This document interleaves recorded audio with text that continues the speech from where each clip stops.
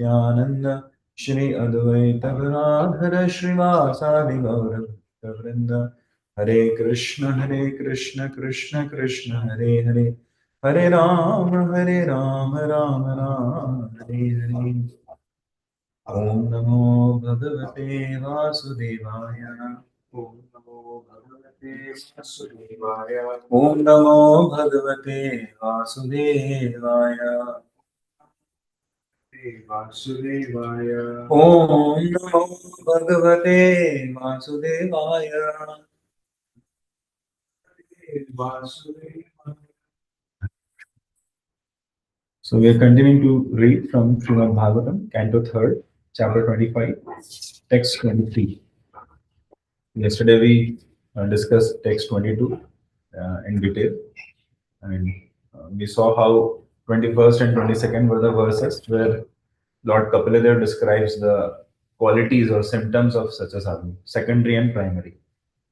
Now 23rd, he is describing the activities of such a sadhu or such a Vaishnava.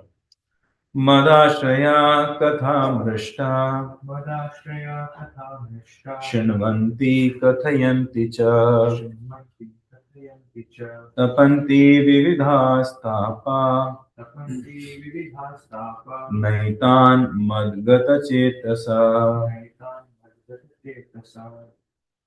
Engaged constantly in chanting and hearing about me, the Supreme Personality of Godhead, the sadhus do not suffer from material miseries because they are always filled with thoughts of my pastimes and activities.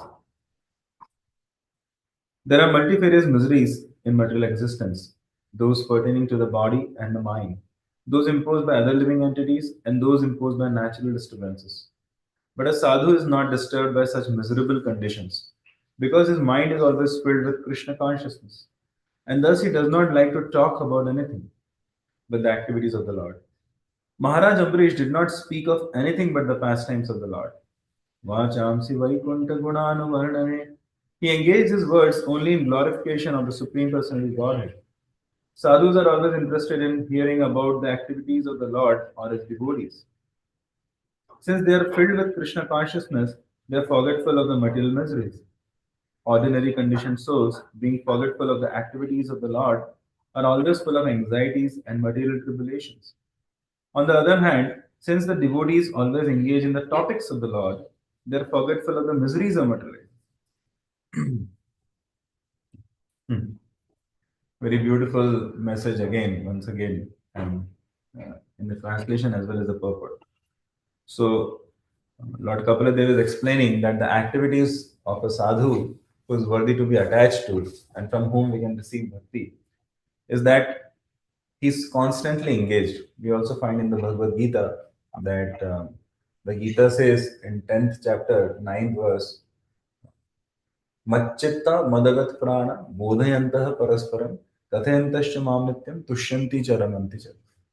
So we find that there also it's the same thing Krishna himself speaks, that the symptoms of my devotees. The previous verse he said, one who understands the essence of life and one who can see everything in this world in relationship with me will naturally become my devotee. And once he becomes my devotee, what does he do? So he says this verse, Macchitta madhyat prana bodhayanta parasparam kadayanta shamamnityam tushyanti charamanti cha. He says they just come together, bodhayanta parasparam. This parasparam word is coming together.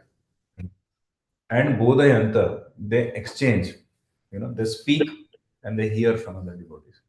And so Krishna is saying, Macchitta madhagat prana. He's telling for all three, mind, heart, and externally speaking as well.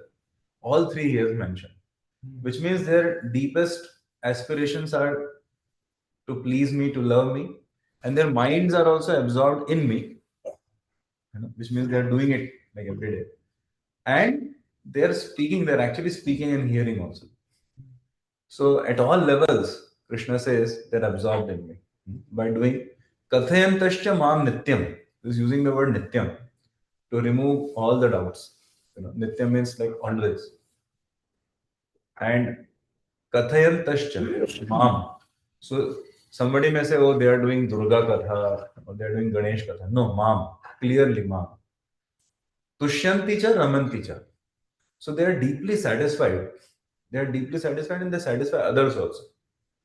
So the same thing is being spoken here. Even in Bhagavatam 11th canto, there is a verse which says, परस्परानु कथनम पावनम Bhagavad यशः मिथोरति मितस्तुष्टि निवृतम इथा आत्मना. So what does this verse say? This verse say that paraspara anukathanam. When devotees they come together, they talk, they exchange katha. Yeah. Pavanam Bhagavad Yasha. That katha is of Bhagavad Yasha, glorification of the Supreme Lord. Okay. Pavanam. The effect of that katha is it purifies their hearts. It makes their life auspicious. Mitho Rati, they derive great satisfaction and joy and delight by doing so. Mitas Tushtir, it satisfies them to such a degree, Nivratam Itha Atmana, that whatever attachments and whatever attraction they had to sense gratification, it goes away. Now, this is amazing actually. Often people ask, how come there are so many young people in ISKCON, so many like young, educated and cultured, talented, able people in ISKCON, and they're like very happily able to give up what people have tough time to handle. Many of the habits, activities, even in this age, while they have all the money and resources and opportunities and the right age to do it, how are they able to avoid so much of sense gratification? People are becoming brahmacharis. Look at him. You know, how? Look at this guy. How? So yeah, they're having this question, you know. And one guy told me, and on the top of that, you guys are happy also. So this verse solves the puzzle. This verse says, this is 11:3:30, I believe.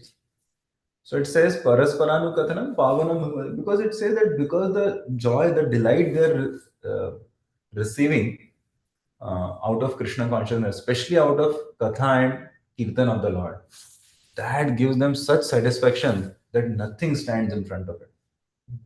I'll give you another fourth reference. So many are coming to mind now. So this is from Sri Sampradaya, from South India, King Kulashekar Alvar. So who appeared as actually he is the incarnation of the Kaustuba jewel of the Supreme Lord Vishnu.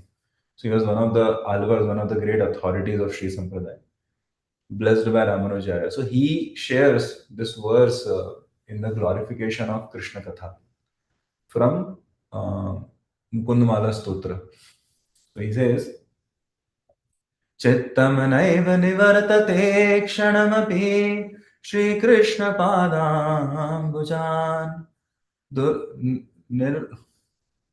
Shri Krishna padambujam durvadam parigoshayantu manuja vamshe. No, sorry. Nindastu priya bandhava gurujana granantu munchantu va durvadam parigoshayantu manuja vamshe kalankostu va tadrak prema dharanurag madhuna mattayamanam tume. Beautiful verse actually. What a meaning. He says, Chittam naiva nivartate kshanamapi Shri Krishna padamajan. Since the time I have tasted the honey and the nectar of the lotus feet of Sri Krishna by hearing and chanting about him, my heart, my chitta, Shri Krishna pada, chittam naiva nivartate. Not even for a moment, my chitta, my heart, is able to detach itself from Shri Krishna's lotus feet. Because the nectar is so wonderful there. Nindantu Priyavandava Gurujana. And many of my relatives, my seniors, my authorities, my friends, they're doing my ninda. They're criticizing me. What is this? You've not been coming to family events. You've not been having time for us. You're not coming to movies with us. And they've been like criticizing me left, right, and center. Grahanantu munchantuva. People previously who were considered mine or who considered me as theirs, they are now sometimes accepting me, sometimes rejecting me, sometimes not even inviting me. That's all right, you know. Durvadam parighoshayantu manuja. This society has made my existence very, very difficult. They're considering me an outcast. They're considering me like someone who's revolted against them. And some are even calling me Vamshe Kalankostuva. They're calling me a black spot on my kula. Hey, you are like a curse. You are like the, you know, uh, good for nothing person in our kula or in our society or in our colony or whatever in our neighborhood. But guess what? Tadrik prema dharanurag madhuna. The nectar of honey which I experience at the lotus feet of the Lord. Matayamanam tume is maddening me so much with joy that I don't care, that I'm not affected. So beautiful, right? He says that if if you can manage to taste this nectar, you'll be like immune. You know, you'll get like antivirus. I remember this company, Kaspersky, it used to spam with so many emails and messages, back in those days when I used to work. Just, protect your computer from this, that. So actually, people are looking for so many kinds of protections, motivational talks, and you know, anti-depression tablets, and what not. Actually, they don't need all these things and amusement parks and this and that. They don't even work properly. Actually, so all they need is Krishna Katha. We can see like so many references like that. Another place there is this Dhruv Maharaj's realization. It is I think 4911. Bhaktim moho pravahatam. Uh, verse. Tvai me prasango bhuyadananta. Okay, so I'm not able to recollect the next half. So this verse is so nice. It says, "Then my dear Lord, Dhruva Maharaj is telling, actually, since the time I have come in association with you, my entire existence has been purified. My senses are like, previously they were hankering for wrong things in the wrong direction, and now they are helplessly dragged into goodness and positivity now. You know? So Dhurumara is telling that because I have tasted the Nesha Bhavad Guna Kathamrita. Okay, he uses this word Katha Amrita. See, this word Amrita comes everywhere in all these references. Really, 5 references we saw from different places altogether. In all of them, this word, Katha Amrita or something like that is coming, Because when you taste nectar, what happens?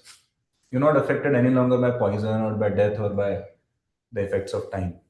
Same thing happens actually. People are wondering how devotees can be like that because they have the nectar. And where do they get the nectar? In the association of devotees. Because in the association of devotees, the nectar is activated and then that nectar is multiplied. As they discuss and hear and charm each other's hearts with Hari Katha, Krishna Katha. So I think, yeah, we should move ahead. So another thing, Prabhupada stresses on a different aspect. Prabhupada says that one will never be affected by any kind of misery. Prabhupada says there are 3 kinds of miseries, and one will never be affected. Like the verse we saw from 11th canto, that says that mithorathis nivratam ithatma. One will be retired. The exact word is nivratam. Itha atmana. Whatever our heart has been suffering with, all the vices, all the material desires and attachments, nivrata, one will retire from all that. Amazing, isn't it? See, who can claim this kind of thing? No? See, you understand? The retiring from sense gratification desires. Atmana, it's not external.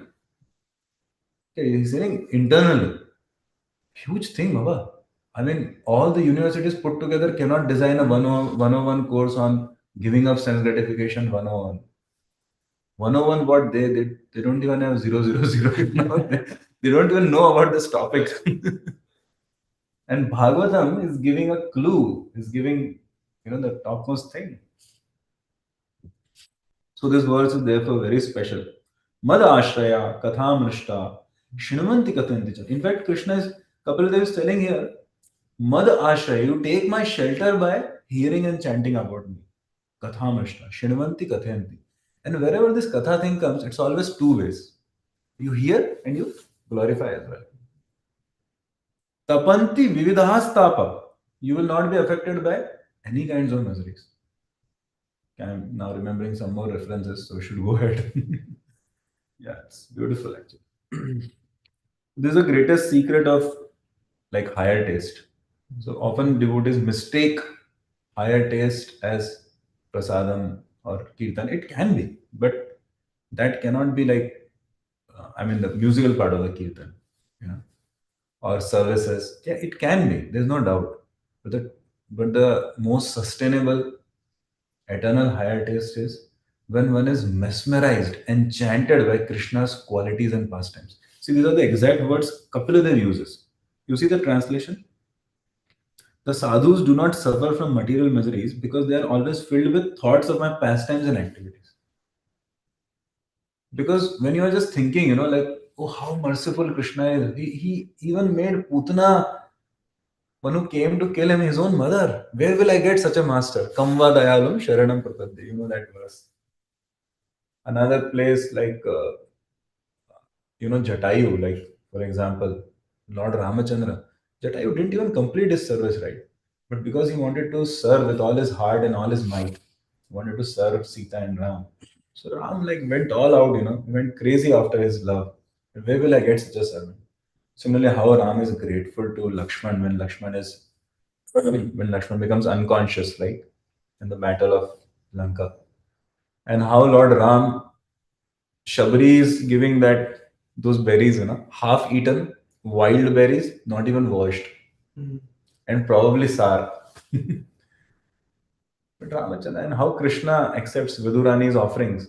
Duryodhana had made a new palace, huge palace, just to give one party, one dinner party to Krishna. Can you imagine someone giving you that love and respect? Love is a subjective thing, right? But I mean, externally, somebody throwing a party for you, arranging like huge feast, and creating a whole new mansion just for you, just for honoring you, will go all flat, right? So impressed, Yeah, maybe somebody proposes like that to Kautukarna, I want to get married to you, Kautukarna may consider. I'm just joking. But here, this Vidurani, this is a small home. You know, just she's not even offering something to eat. Banana peels by mistake, of course. But the joy was so high. So we can see Lord Ram accepting Vibhishan, trusting Vibhishan. I mean, at that moment, Vibhishan was someone who had spent his thousands of years in Lanka as a Rakshasa and benefiting Ravana, right, with his advices and everything. How can you just see today we say, yeah, obviously, Vibhishan was a devotee, he should have been accepted. That's because we know the things ahead. If you are in that moment and you have no idea, no scripture, no reference, no CCTV footages or whatever, how do you know? Like, how do you accept this guy? And there's a lot at stake, right? Already Sita is there, and I mean, this sometimes spend some time pondering over it. It's how do you accept? And even almost all of your leaders are telling no. But Lord Ramchandra, different level actually. So I'm just giving like some few examples when one considers the character of the Lord, or even the simplest thing as Krishna driving the chariot of Arjuna and going out of his way. So one will be like, oh, Krishna, Krishna, where will I find a friend, a mentor? Like as you are in the Gita, where will I find a well-wisher? Where will I find a God like you? Where will I find a master like you? And I serve these masters, they take away so much tax, they don't even give visa and they kick out at one point of time. you know. But you, oh dear Krishna, you are just amazing actually. Even if I don't care about you, you have always been caring about me. I have dissed you, dumped you, deceived you, neglected you, but you have always been caring. You've been always there with me as super soul in my heart. How do I begin to thank you? How do I begin to, and you're not even obliged, you don't even need me. You're Atmarama, you're Aptakama. Why do you need me? You don't need anyone. And yet here you are. So when a devotee actually like becomes mesmerized and enchanted by Krishna's character and personality, his qualities, that is actually higher taste. So, so this is the higher taste, uh, like which makes us immune from the effect of uh, the various the multifarious miseries in this temporary world. Prabhupada uses this word multifarious miseries in this temporary material existence. So pain will be there, as Sridhar Maharaj said, His Holiness Sridhar Maharaj, Prabhupada disciple. He used to always say this: pain in this world is inevitable, but suffering is optional. So one does not suffer actually. So yeah. So now 23rd verse, Kapila Deva has described the activities of such a sadhu. And then he says, 24th, like he's concluding this part of his description.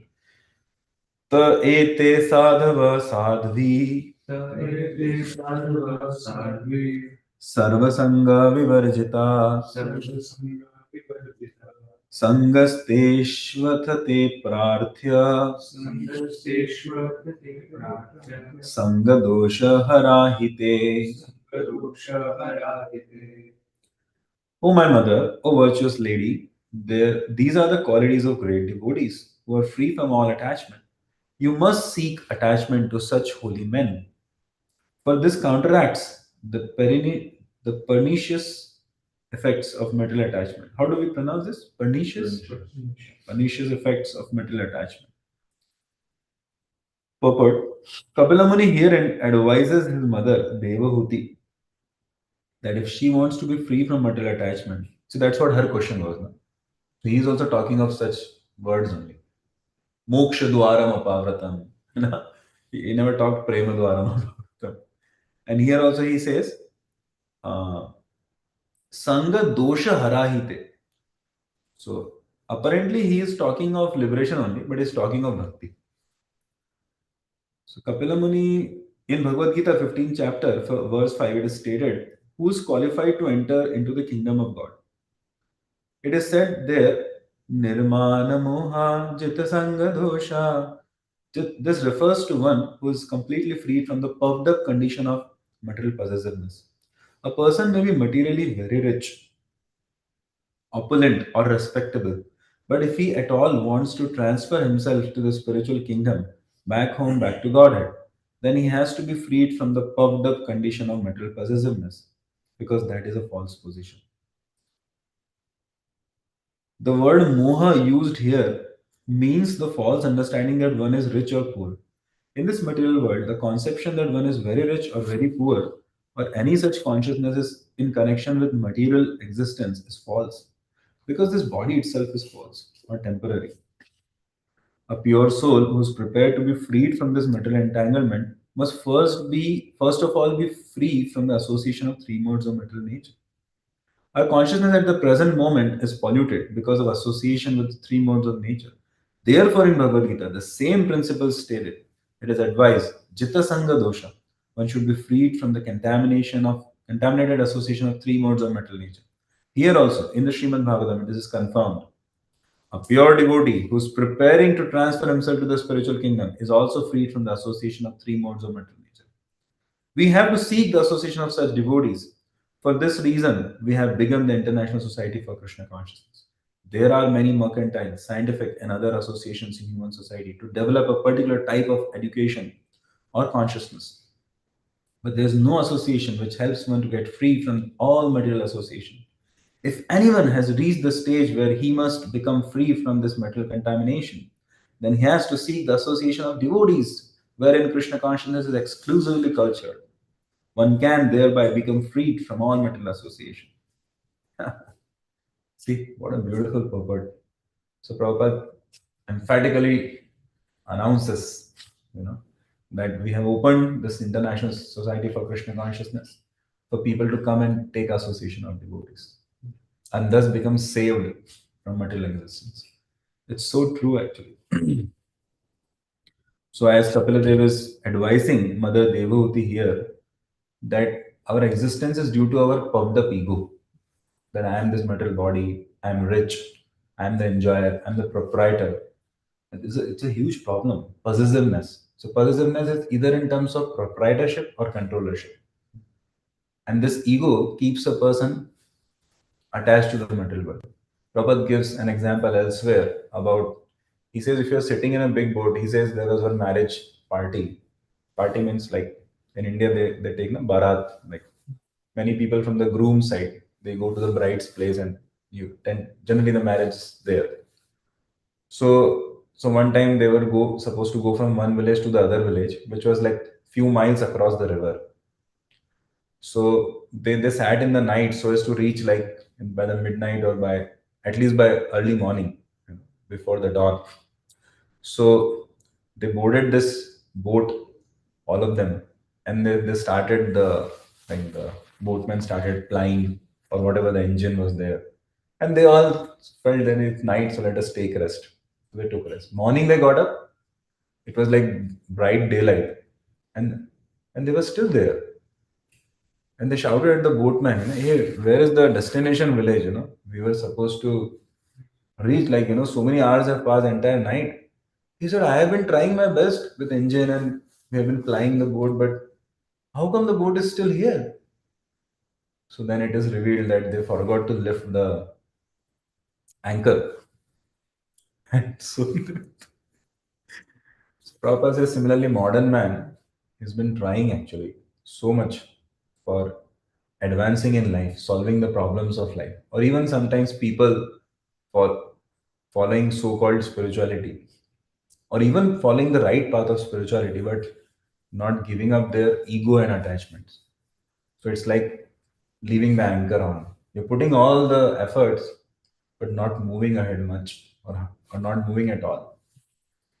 So similarly, when one comes in the association of devotees, especially when one comes in association of great devotees who are more qualified than ourselves, if we are humble and if we engage in hearing and chanting and rendering seva, then we can progress very fast. Otherwise, if we are like Duryodhan, just see Duryodhan had association of so many Mahatmas, so many Mahajanas, and yet he successfully managed to stay a demon. Like he had association of Vidura, he had association of Pandavas, he had association of Bhishma Dev. What kind of authorities? Draupadi. He had association of Krishna himself. How could he manage to stay unaffected? It's like opposite verse, the previous verse opposite. He could manage to do that because he didn't want to give up on his attachments and ego. So therefore, he is recommending that actually just humble yourselves in the association of such devotees, and thus uh, become dear to Krishna. And finally, he says, after all these advices, just throw yourselves in this association of devotees.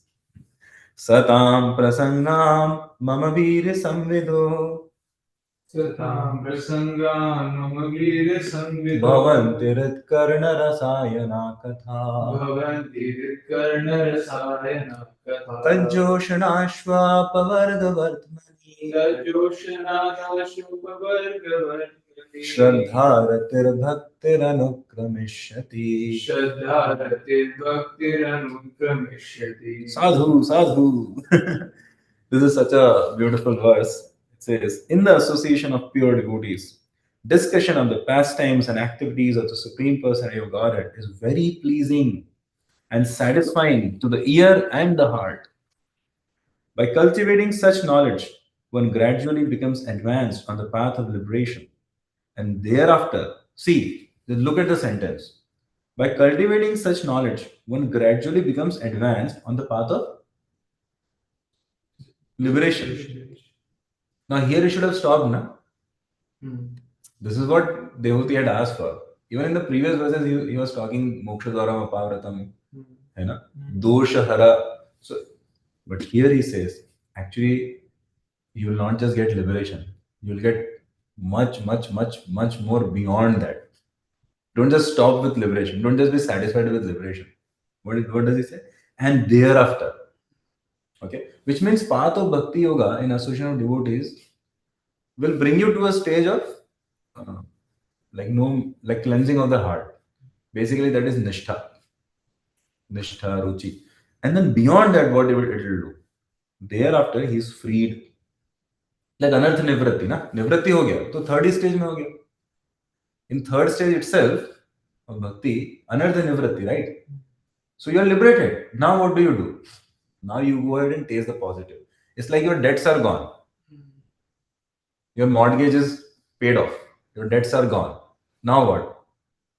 Or it's like you go and pass stool and urine and your stomach is empty. Is that all? No, now you can relish prasad so much. See, if your stomach is like filled with gases and you know the previous day's stuff, you can't relish the best feast also. So liberation is like becoming clean. Okay. Or it's like coming to the neutral, like I don't have any longer any more loans and debts to pay off. Now what? Now I need to amass wealth. So you continue the same process of association of devotees and hearing and chanting. And what will happen? Thereafter, he is freed and his attraction becomes fixed. Then real devotion and devotional service begin. Amazing, isn't it? Once we get freed from all those things, vices of the heart, then love for Krishna actually starts blossoming as a lotus in the pond of our heart. Prabhupada says the process of advancing in Krishna consciousness and devotional service is described here. The first point is that one must seek the association of persons who are Krishna conscious and who engage in devotional service. Without such association, one cannot make advancement. Simply by theoretical knowledge or study, one cannot make any appreciable advancement. One must give up the association of materialistic persons and seek the association of devotees. Because without the association of devotees, one cannot understand the activities of the Lord. I mean, see, Prabhupada is a great teacher, okay? Why is he going on talking about this same point, association, devotees, and hearing and chanting? I mean, does he not understand it? He's already made the point like multiple times.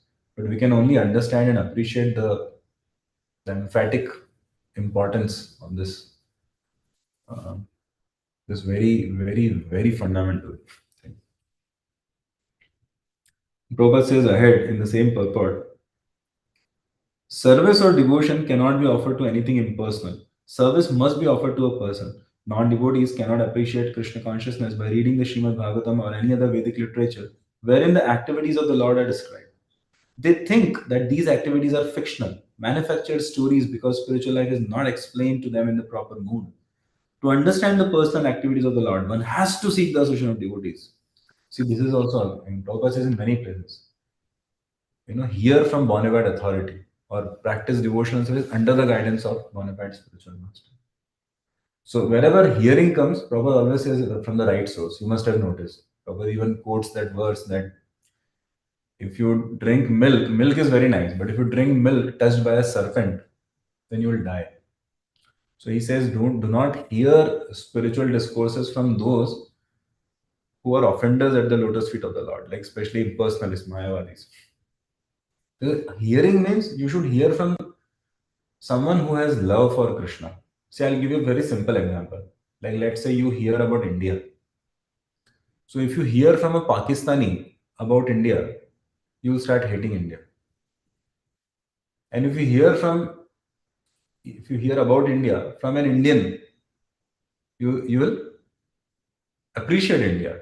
And if you hear about India from a deep, pure patriot of India, not just an Indian, but who's like, himself a fan and pure devotee of India, then you will also fall in love very soon with India. Same thing like about liquor. If you go on associating with those who drink, even if we have been like initiated devotees, there is very high chance that after some time Or if you associate with those who are always talking of opposite sex, like exploiting the opposite sex, very soon we'll have the same desires. Or if you associate with Vaishika, you start distributing books. Correct. You associate with Radhe Shampoo, you start preaching to the youths. You cannot help. So this is the power of association, effect of association, mantra of association. So Prabhupada writes an amazing sentence ahead. Association with you will probably repeat this. Association with devotees Association with devotees means association with the Lord. means association with the Lord. Amazing, na? So, so basically, this is the verse which is like uh, a turning point for Devahuti, because till now he had been telling the path of Bhakti Yoga, even after telling Adhyatmic Yoga, he's been telling about Bhakti Yoga amazingly, but he's been telling only, okay, you will get moksha, moksha. But here he says, actually, moksha is just one of the preliminary things.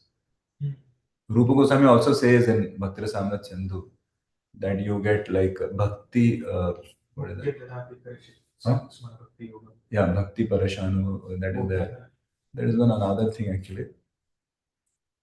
So first symptom of pure devotion service out of six, he says you will get liberation from kleshagni. Correct, correct. Thank you.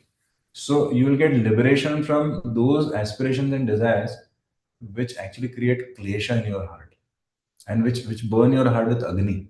Because see, any material desire or any selfish hankering actually puts us to that miserable experience. So this is only the first effect, the primary like side and natural effect of bhakti. But bhakti is not just about this. This is like a small side effect. You go on, it'll not just remove thorns from your garden, it'll plant the most beautiful flowers and most wonderful fruits out there. It will not just clean your garden of the thorns and pebbles. Amazing, no? So he says, don't just stop with liberation, but Shraddha Ratir Bhaktir Anukramishati. You will go on getting Shraddha Rati. Rati means deep relish. Shri Guru Charane Rati. यही से उत्तम गति, deep relish, deep bliss, and ultimately the pure love, bhaktir anukramisha. So then he speaks two more verses and pauses there. So 26th, I'm just reading the translation. Thus, consciously engaged in devotional service in the association of devotees, a person gains distaste for sun gratification. See again here, mitho ratis tushtir, you know, nivrada mithatmana, both in this world and in the next, by constantly thinking about the activities of the Lord. This process of Krishna consciousness is the easiest process. Devotee may say, hey, I was just asking about liberation, you are telling about so much. Maybe it is tough. He says, no, it is. It is the easiest process, most relishable, and yet gives the highest thing. So who will not buy such a deal, right? Who will not accept such a deal? Only a fool will not accept. Rupa Goswami says, you know, do not go on the banks of Yamuna and hear the flute of Krishna if you value your material life. Which means go right now, run, go to Vrindavan and hear the flute of Krishna. Yeah, Hare Krishna. So thank you very much for your kind attention, enthusiasm, and time. We'll stop here for today. So we have successfully covered the most important and the fundamental chapter of Lord Kapila's teachings. From here, devotee will further ask the question, so what type of bhakti I should perform? Like, please give me like some more details. Because in any path, even Prabhupada says, even on Royal Road, there can be accidents, even on freeways or whatever, especially if one is inattentive. So if one doesn't know, so what to do in bhakti, that is given, but how, what to be careful of, that also you please tell. So in that way, she asks, and he'll further talk about in detail bhakti in various modes, like bhakti in ignorance, bhakti in passion, bhakti in goodness, bhakti in shuddha sattva. So yeah, that's a long discussion. Maybe next time. take it up. Thank you very much. Hare Krishna. Mohan Jai Prabhu Srila ki Prabhupada ki jai. jai.